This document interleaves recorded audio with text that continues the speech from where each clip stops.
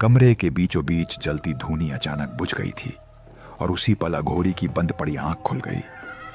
जैसे ही वह आंख खुली, पूरा कमरा किसी बर्फीली गुफा में बदल गया।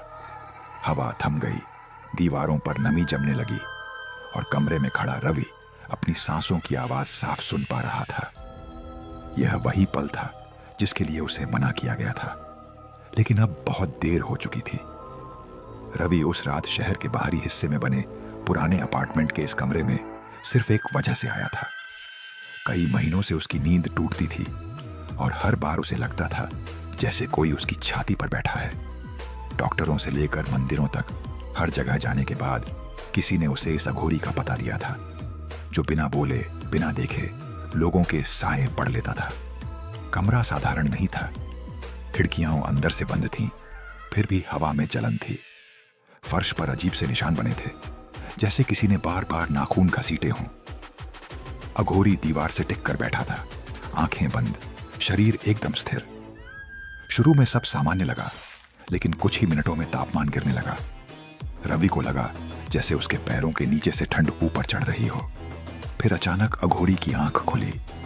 उस एक आंख में कोई पलक नहीं हिली, कोई भाव नहीं आया, बस एक खालीपन था।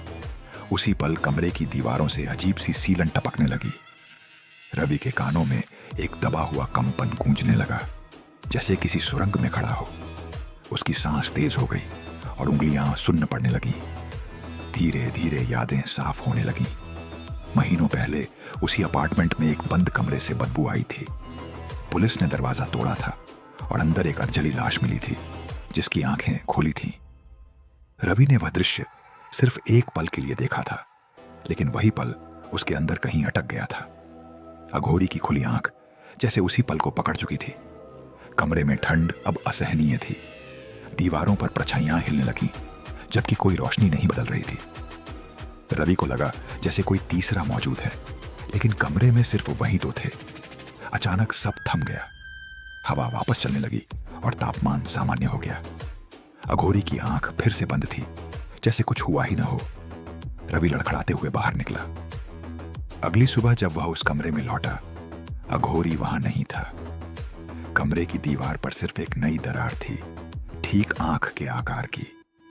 और रवि की नींद उस दिन के बाद कभी नहीं टूटी, लेकिन हर रात उसे लगता रहा कि कोई उसकी तरफ खुली आंख से देख रहा है।